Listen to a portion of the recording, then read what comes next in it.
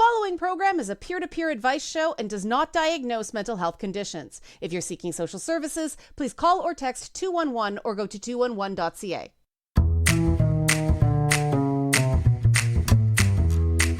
Hello, listeners around the world on radio, streaming, and podcast services. This is It's Not Therapy. I'm Liana and I am not a therapist, but I am your source for navigating the madness of mental health using my top 10 sayings for going good crazy.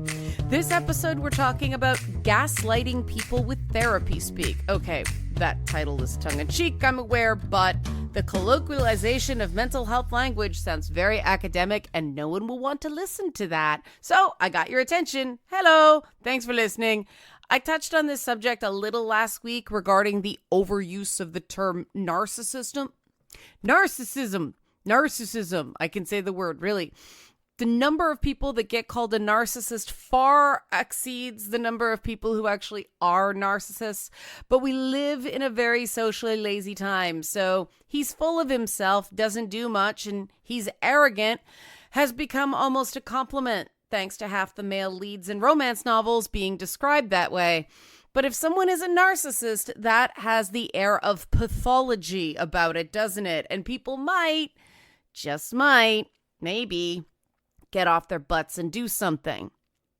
More likely, of course, they'll spend days fighting about whether the term is accurate because language policing is the new bowling. Everyone tries it at least once, even though most people aren't very good at it. But it's also because fighting over definitions is much easier than actually making changes, especially changes involving your social environment, even though fighting over definitions is much less productive than real positive change. There are two major ways therapy speak is used to gaslight people. I better define gaslighting, right? Because unlike the way a lot of people use gaslighting to mean you said something that made me feel doubt, gaslighting, inspired by the 1944 movie Gaslight, is manipulating someone into questioning their own perception of reality and the validity of their own feelings. It does not mean challenging someone's assumptions, pointing out they jump to a conclusion, or logically and fairly pointing out that it's not possible to be as sure as they are about the point in question. Gaslighting is a colloquial term, not mental health language. Calling someone hysterical, unhinged, too sensitive, psychotic, or delusional is gaslighting through therapy speak, right? Because if someone really is in a psychotic or delusional state, telling them that isn't gonna do much good, is it? Right. There's a lot of other ways someone can gaslight, but you can see how therapy speak can be used to undermine the validity of someone's feelings in this context, right? If someone's basing their feelings on something that isn't there, well, then their feelings aren't valid because, now we're back on track, right? So as I was saying, there are two major ways someone can use therapy speak to gaslight. The most obvious is using it to make you sound and feel bad crazy. The other is using therapeutic terminologies to deny your right to set boundaries. Top 10 phrase, other people don't have to like your boundaries, but they do have to respect them. A couple weeks ago, someone tried to use the fact that he had ADHD to absolve himself of responsibility for interrupting people, speaking over them, monopolizing group sessions, and even sexist comments. And these weren't maybe sexist comments. I drew the line when he said, I don't have to explain mood swings to a woman. I pointed out to him, I kept it together here, yo, like, I pointed out to him, all types of people experience mood swings, not just women. He responded with a muttered, well, now I know. And that was BS. He knew before that because it's just fact. Mood swings are not just being in a bad mood. Mood swings are actually a marker of a lot of mental and physical health conditions. Mood swings are sudden changes in mood. And yes, mood swings are stereotypically connected to things that only affect people assigned female at birth. I'm talking about menstruation and menopause. And she's just moody is used to gaslight a woman's valid feelings about something. But migraines, diabetes, traumatic brain injury, even hunger can make someone grumpy. But grumpy is male, right? Like the dwarf. We appease grumpy. We reject moody. ADHD does not prevent a person from knowing any of this, but this is something people with certain conditions that cause people to sort of benevolently neglect them do. I see this in quite a few youth. So we'll go basically 15 to 30 because the brain kind of shuts off, gets adult brain at 25 to 28, right? That period. So that 10-ish period. I see a lot of people this age manipulating their peers and adults with the kind of, benevolent, I can't learn helplessness associated with their diagnosis. When they do that, it becomes very easy to get out of doing things that are temporarily hard, but better in the long term. They say, I can't help it. I have a condition. And well-meaning people don't push them because they don't want to be mean.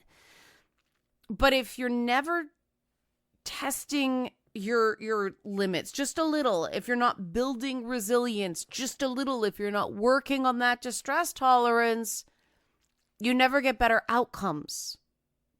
You can improve things. It may not be the same path as anybody else, but that's true for everybody. Everybody's an individual. Yes, you deserve a strategy. You deserve a plan that meets your needs.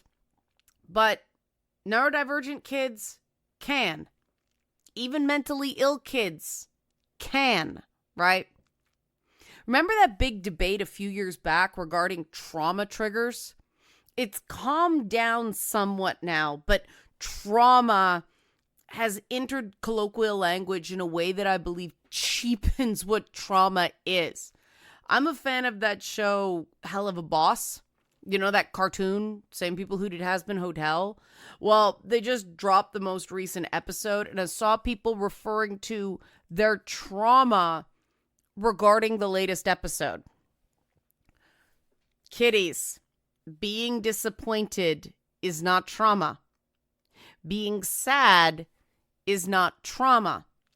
Being angry is not trauma. Even feeling frightened is not necessarily trauma. Everything that feels bad is not trauma. The casual overuse of trauma references drives me bad crazy because I found a strong correlation to the people who toss around trauma like it's nothing, any bad feeling, and those people going, oh, stop being so sensitive, or you're such a drama queen, when anyone else tells them that they are hurting other people.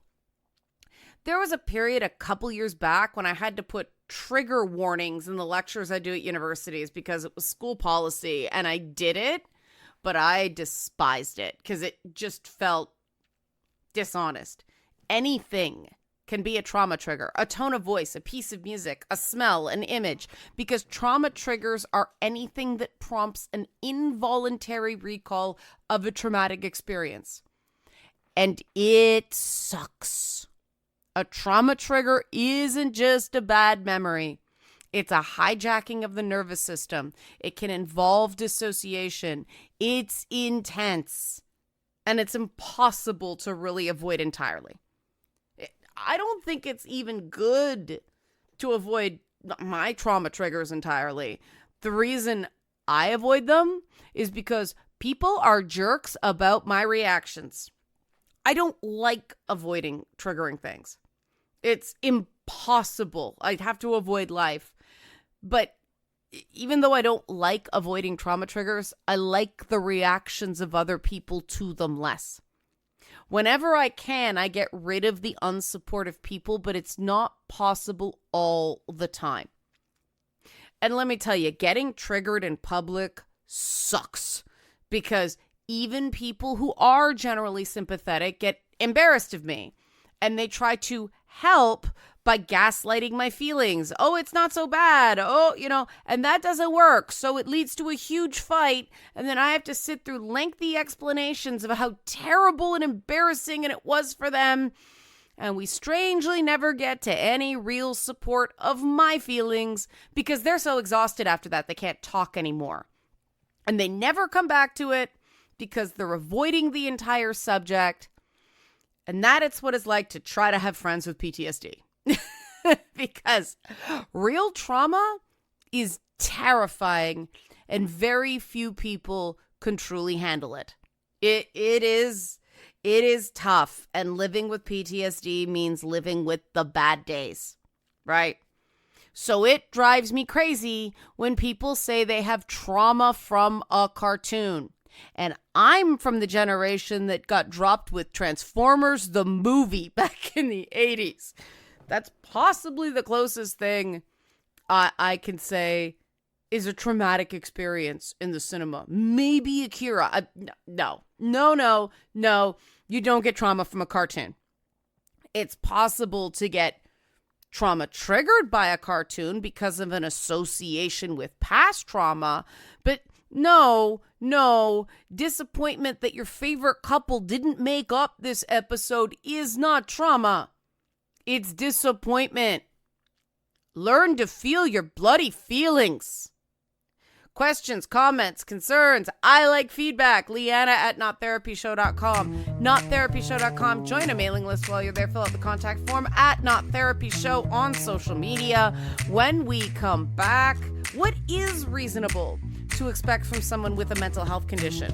What isn't reasonable to expect from others if you have a mental health condition? And how do you know you're being gaslit by accusations of gaslighting? That's later, after the break on It's Not Therapy. The following program is a peer-to-peer advice show and does not diagnose mental health conditions. If you're seeking social services, please call or text 211 or go to 211.ca.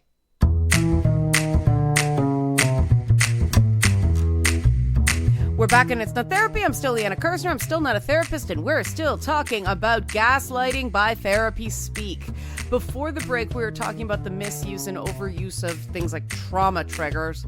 That got so bad that people started mocking the entire concept of trauma triggers, which is awesome to be on the receiving end of when you have a PTSD diagnosis and you know firsthand trauma triggers are very real. But you may notice that I'm not exactly a frightened wee lamb, right? I don't want everything bubble wrapped or nerfed. And I can't stand it when people withhold information to not upset me because that's a trauma trigger. People deliberately withheld information from me and I ended up in dangerous, powerless situations. As a result, I don't like essential things being kept from me.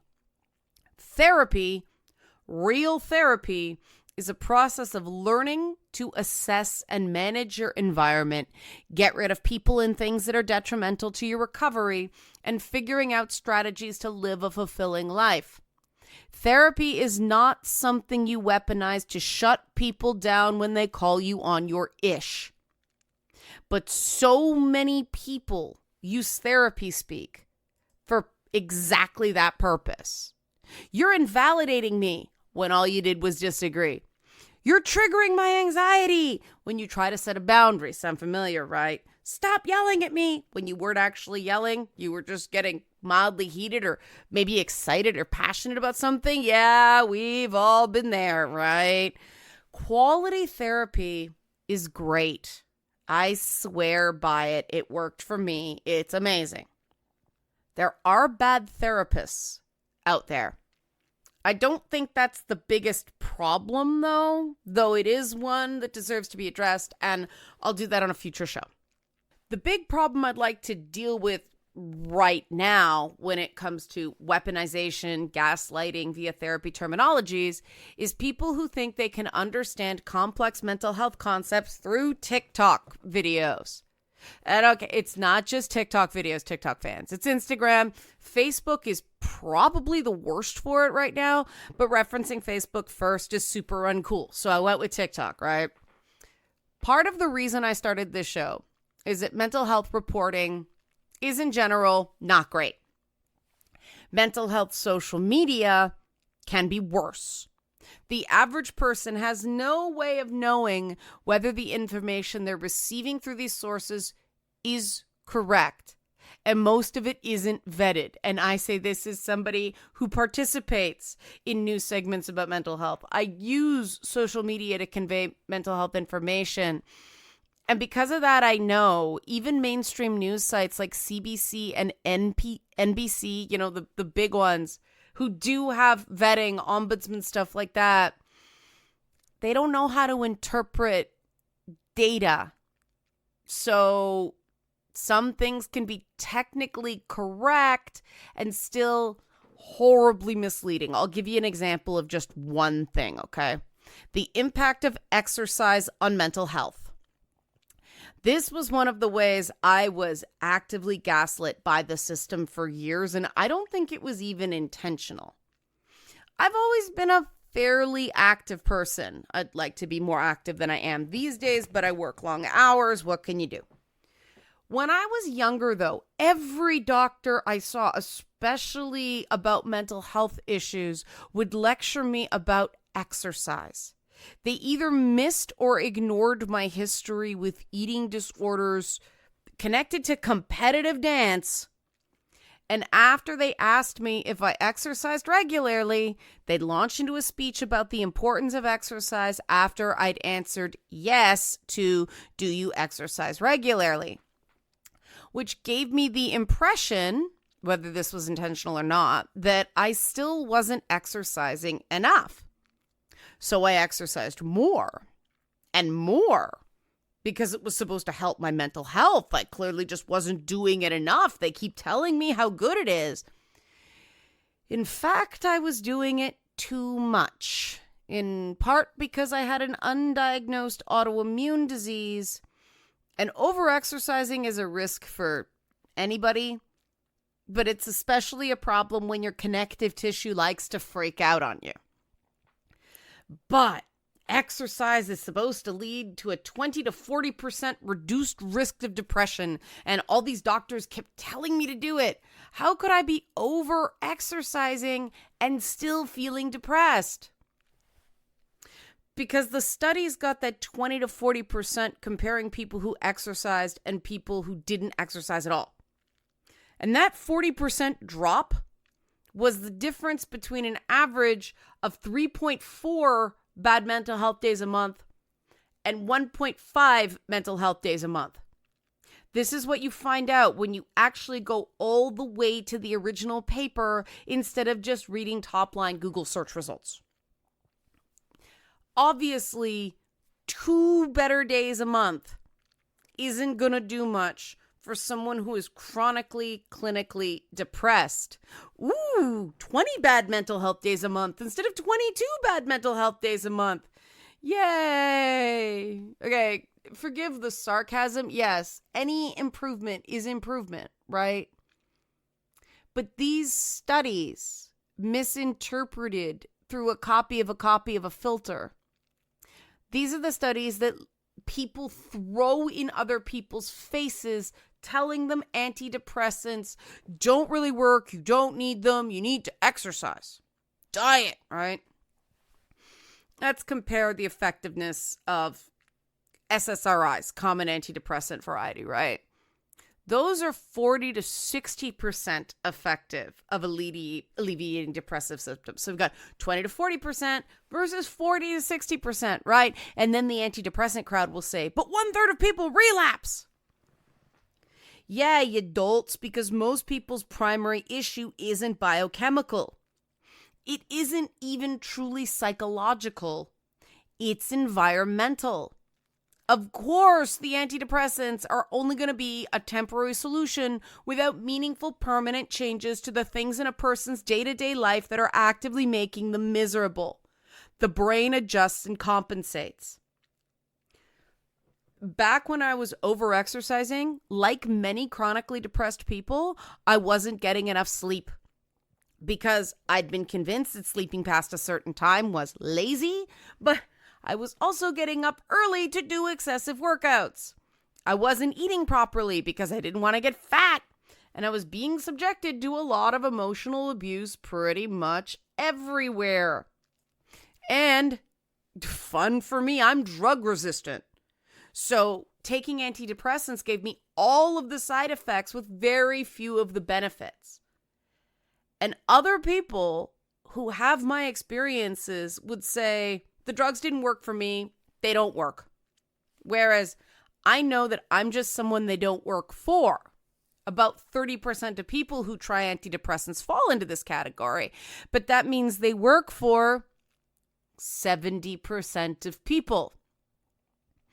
By the way, I'm also resistant to morphine and anesthetic. It's not just psychiatric meds. I'm a freaking mutant, which is not fun, let me tell you. So if medications work, if they have a chance of working, it doesn't hurt to try. I think some people might, be unable to accept that something that didn't work for them can still be a completely valid form of assistance for someone else. I don't know. That's a speculation, right? It's probably true in some cases. Other people have other reasons. Just a lot of people don't like taking pills. And trust me, when you've had an undiagnosed autoimmune disease for 5 years, they give you a pill and it gets better. It's the greatest thing in the world, right? These issues are complex and nuanced, and you can't get into this in a 90-second video or a single image. Furthermore, the average person has no way of knowing if the anti-medication crowd is full of it, because the anti-meds crowd has all this science and statistics. The idea that you have a 1 in 3 chance of feeling better than feeling worse again is enough to scare a lot of people off because they're afraid of false hope. But there's a 2 in 3 chance that you will feel better. It's all in how the data is presented. Now, the truth is, there's no real quick fix. Feeling better long term involves some big changes, but there's a lot of little changes that add up as well. Prioritizing sleep makes a massive difference for me. You have no idea.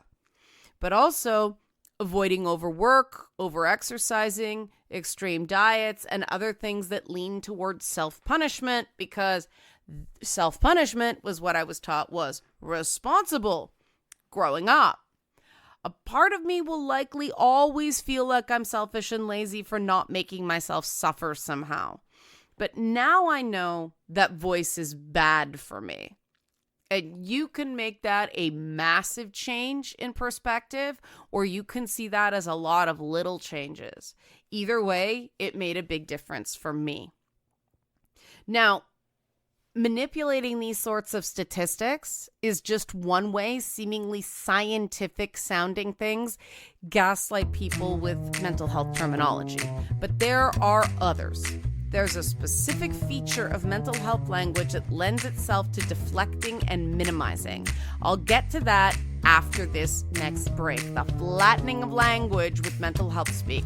Questions, comments, concerns, Liana at nottherapyshow.com. Nottherapyshow.com is the website. Join the mailing list earlier. Fill out the contact form at Not Therapy Show on socials. Be right back on It's Not Therapy. The following program is a peer-to-peer advice show and does not diagnose mental health conditions. If you're seeking social services, please call or text 211 or go to 211.ca.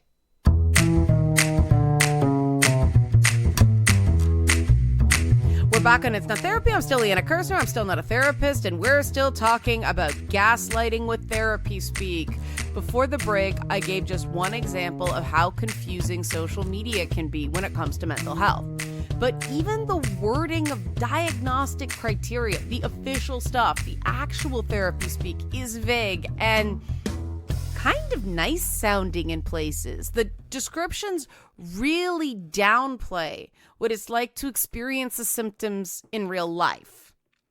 Now, this very vague, general, and minimizing language has led to people getting told they have BPD if they're terrified their boyfriend is going to break up with them. BPD, borderline personality disorder, because of one relationship they experience fear of abandonment in.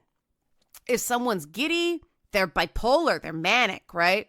Sadness becomes depression. Nervousness becomes anxiety. And the minute you're proud of anything you do, you're a narcissist. An entire cottage industry on YouTube has been made of diagnosing fictional characters, including cartoon characters. And I watch the videos, right? I love some of them. But, critical thinking, as long as it's all in good fun, it's just a curiosity, it's fine. We just have to be careful that we're not warping people's perceptions, including our own, of what people with mental health conditions are actually like, what their experience is.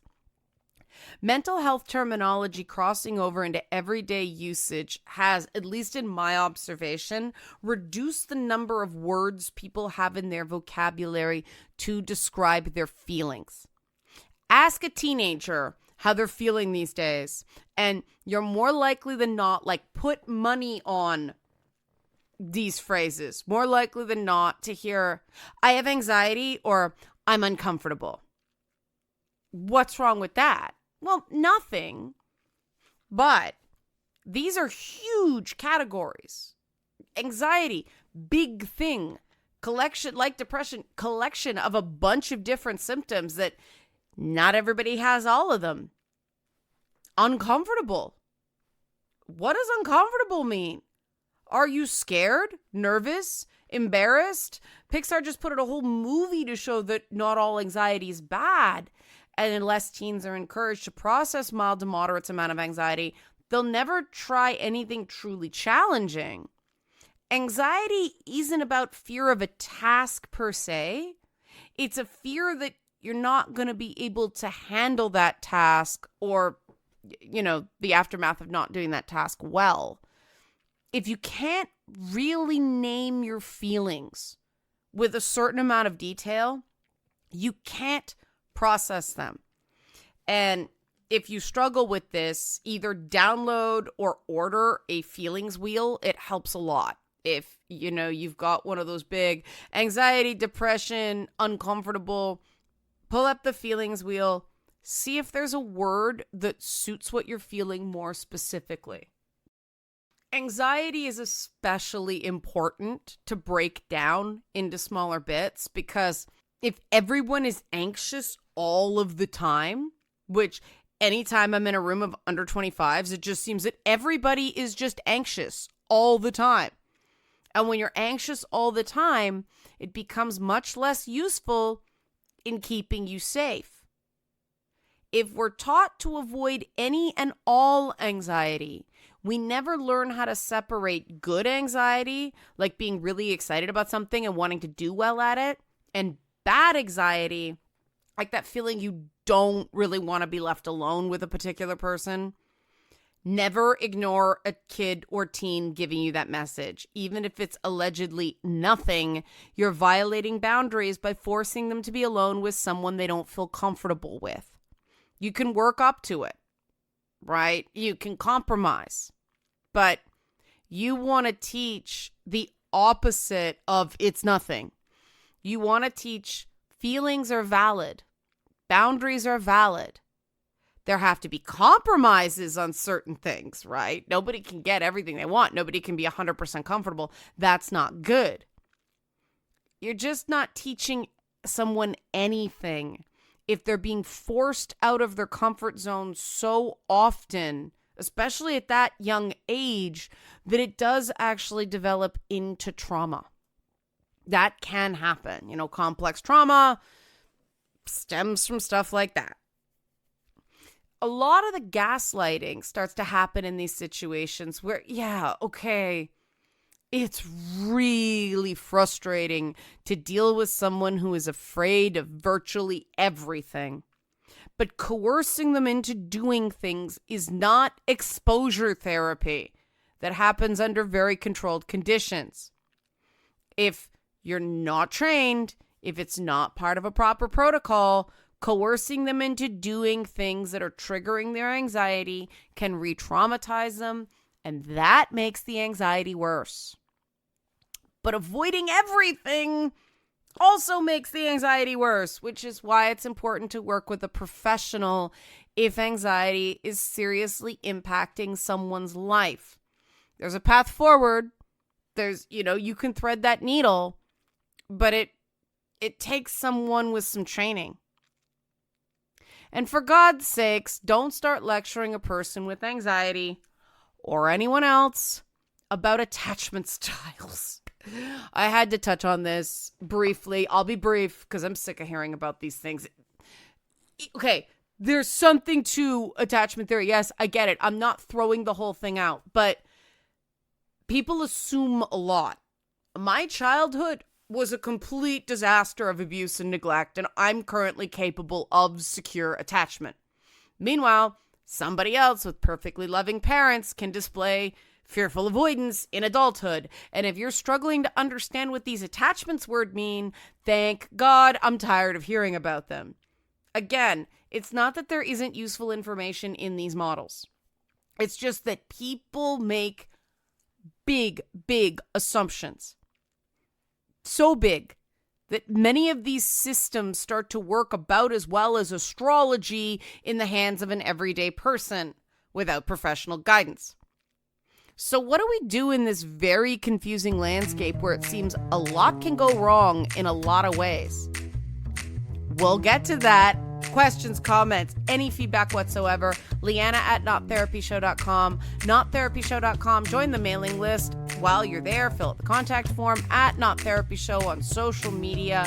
When we come back, how to stop gaslighting and being gaslit in this confusing environment involving therapy speak when we come back on Instant Therapy. The following program is a peer-to-peer advice show and does not diagnose mental health conditions. If you're seeking social services, please call or text 211 or go to 211.ca. We're back in It's Not Therapy. I'm still Liana Kirstner. I'm still not a therapist. We're still talking gaslighting through therapy speak, and we're in the final minutes of the show. So I'm going to talk to what I've been leading up to all show. I'm going to tell you basics of how to avoid doing it and avoid having it successfully done to you. Now, the two main rules for this are really simple. Applying them takes some practice, but the two main rules are really simple. Rule 1, feelings and boundaries are always valid. There are a ton of top 10 phrases about this. Don't let problems that aren't your fault lead to mistakes that are. Other people don't have to like your boundaries, but they do have to respect them, right? All that stuff. Stop trying to be perfect. Perfect is a lie. Stop trying to be perfect. All that stuff. Feelings and boundaries are always valid. Rule number 2. Points of view do not have to be in alignment for rule number 1 to be enforced. I repeat, points of view do not have to be in alignment for rule number 1 to be enforced. That's why I say people don't have to like your boundaries, but they do have to respect them. Respect is what remains when you don't like each other. These rules apply to all parties in a dispute. Again, rule number 1, feelings and boundaries are always valid.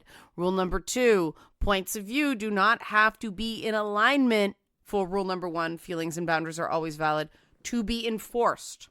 All parties must follow these rules.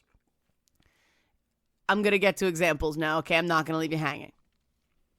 Say someone's shutting you down by telling you to lower your voice every time you're trying to speak. They did this on an episode of The Boys recently, and people really felt that one. We've all had that happen, right? Someone goes, stop yelling at me every time you open your mouth. And you don't think you're really yelling. You don't feel angry. You're excited. You're hurt. You may be passionate about something. It's really important that you make this point, and they just keep saying, stop yelling at me, right? Their opinion that you are yelling is not one you agree with. I'm saying in this hypothetical, you're right, you're not yelling, okay? But people usually don't like being yelled at because it's scary. That's reasonable, right? So this person is communicating a possible feeling. You can work with that, okay? You can work with that. They're feeling frightened at the moment. They are not necessarily afraid of you, okay? They might be afraid they did something wrong or that they got caught or they're going to get caught, right? But they're afraid. You don't have to take responsibility for being scary to acknowledge the fear. Makes sense? You acknowledge their feeling. You don't necessarily have to take responsibility for being the cause. So saying something like this, I don't believe that I'm yelling, but I understand that you're afraid, and I don't want that.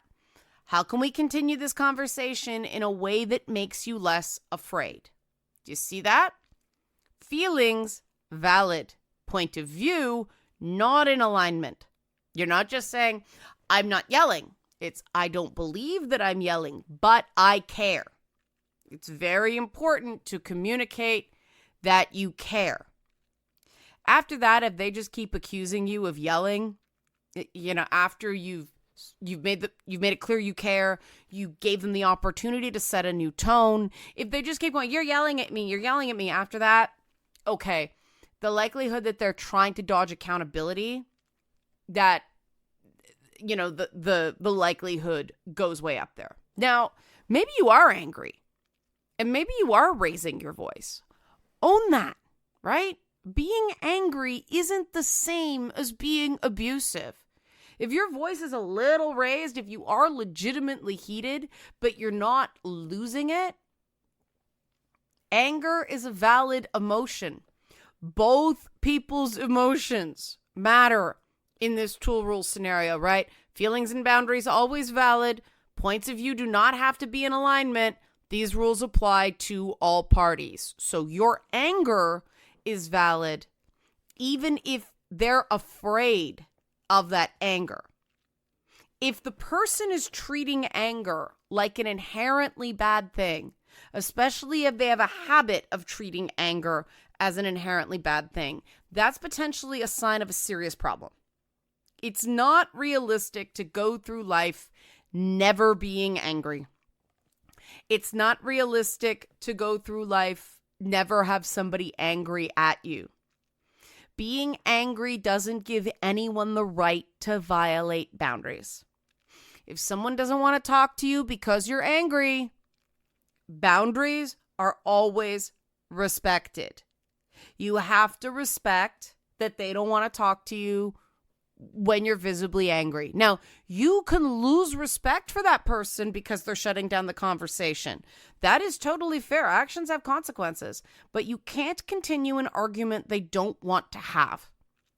If somebody does this too often, you may want to cut contact because, there's an unhealthy cycle developing here. But then the problem doesn't get solved. If they end the conversation, the problem doesn't get solved. Yeah, I've heard that protest a lot. You're right. It doesn't. And you have to accept that. It's very possible that the other person is not willing to solve the problem. They have that right. And this makes people very uncomfortable. And what I hear next is, but what if they throw it back in my face? What if they walk away with a wrong understanding? If you're associating with someone who has a habit of walking away thinking the worst of you and then retaliating, why are you continuing to associate with that person? Remember, feelings are always valid. Accusations are sometimes not. If somebody throws something back in your face after they ended the conversation, remind them that you'd been willing to talk to them about that at the time. They declined. And you now have the choice to say the window to discuss that is closed. Opportunity is past. They don't have the right to throw that back in your face now. You also don't have to have any conversation you don't want to have. See how the rules go both ways? And submitting to these rules isn't being vulnerable. It's actually giving you a stronger hand to play later on. People don't believe me. The next thing I hear tends to be, but they'll freak out, they'll punish me, they'll go bad, crazy. Did you hear the parentheses in my voice, right? They don't say they'll go bad crazy. The bad crazy thing is me. I distinguish between good crazy and bad crazy. But this idea of retaliation, punishment, if you set boundaries. If you're dealing with a person that gets abusive at you saying no, they have a problem. No one likes to hear no. Remember, the top 10 phrase is other people don't have to like your boundaries, but they do have to respect them. But another top 10 phrase is healthy goals are based on things you can control. And that top 10 phrase, healthy goals are based on things you can control, comes into play navigating this 2-rule system. Again, I repeat, so you remember this because this is radio and podcasting, it's audio. 1, feelings and boundaries are always valid. 2, points of view do not have to be in alignment for rule number 1 to be enforced. These rules apply to all parties. So they don't have the right to punish you for setting boundaries. They don't have the right to scream at you. They don't have the right to call you names. And what I hear from a lot of people is that they're afraid to cut off conversations with people because they'll get something like, get back here, you coward, right? That's not okay. That is not healthy. That is a situation you may want to extract yourself from. Walking away so you don't blow up is not cowardly. It's mature. Some people have a fairly low overwhelm threshold. Their nervous system gets overstimulated. They need to take breaks. That's okay. A 20-minute break does not mean someone doesn't care. It means they do care. And they either are having trouble following the conversation because they're so overwhelmed, or they don't want to say something they'll regret. Now, not talking to somebody for days, not ideal. Some people do need that long, but there might be an emotional regulation challenge there. But 20 minutes, 30 minutes, come back, try again. That's not cowardness. Cowardness? I made up a word. Cowardice. That's maturity. Okay. Now, I want to make one more distinction. Again, we're talking about rules for avoiding gaslighting and avoiding gaslighting someone else. Feelings and boundaries are always valid. Points of view do not have to be in alignment for rule number 1 to be enforced. These rules apply to everybody. Okay. Big note. Mean is not the same as desperate. If someone does have abandonment issues, if they seem needy instead of abusive, please be kind as you maintain your boundaries. The reason I say, the 20-30 minute breaks are okay. Tell them it's going to be 20 to 30 minutes, okay? Let them know when you're available to talk again instead of leaving them to guess. It makes a big difference, like huge. Now, if they threaten self-harm to keep you in the argument, that is a manipulation tactic. Even if they mean it at the time, that's not okay. You're not responsible if it's an adult who harms themselves. It's great if you're the friend that helps people through a bad time, but it's not your job. Crisis lines exist for a reason. look one up for them, give them the phone. There's a reason my tagline is, I'm Liana Kersner and I am not a therapist. These things can get really nasty. They can get really intense because when someone is gaslighting you with terms like delusional or too sensitive or you don't know what you're talking about, you're not making sense, someone should sound concerned if they're saying something like that to you instead of dismissive. Because think about it.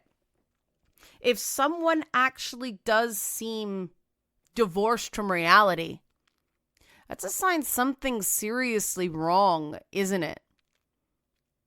Are you going to sound dismissive if someone is seemed to have, a break from the ability to deal, in this timeline? Of course, you're not going to dismiss that, right? Not if they're serious. And that's why it's gaslighting. It's not sincere concern. It's not just trying to defend themselves from something that's not true. It's trying to make you doubt your perception of events and your feelings about them. And the first rule, that feelings and boundaries are always valid, that's allowing that space to go, all right, I could be wrong in my perceptions. I could have misheard, I could have read something in that wasn't there. I could have gotten something wrong. But I'm hurt right now. And that's valid. And I need to set some boundaries about the way this conversation is going, or I am going to freak out and do something I regret because I'm feeling very raw.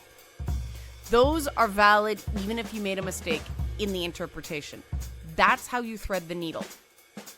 And this works best if you respect that in other people as well as yourself. It can't be rules for thee and not for me. Because then people aren't going to trust the process with you. And some people are not going to trust this process. It's not for everybody. Some people fight kicking and screaming trying to do this. And once they do it a few times, well, often it gets better. Some people's, lack of trust because of how they were raised is so deep that a therapist might be required. But I'm out of time this time. And saying somebody needs help is not gaslighting. Unless you're dismissing them with, I can't deal with you, you need help. There's a huge difference. Always show you care. Always show your care, and you're not going to come off with gaslighting. And if you can extend caring to someone even when you're mad at them, you deserve the same. Questions, comments, concerns, nottherapyshow.com. Not Therapy Show on social media. Liana at Not Therapy Show is my email. I'm out of time. Until next time, your crazy is only a problem if it's hurting you. And you're probably not bad crazy. Maybe a little bad crazy, but mostly good crazy. Good crazy is the antidote to bad crazy. So see you next time.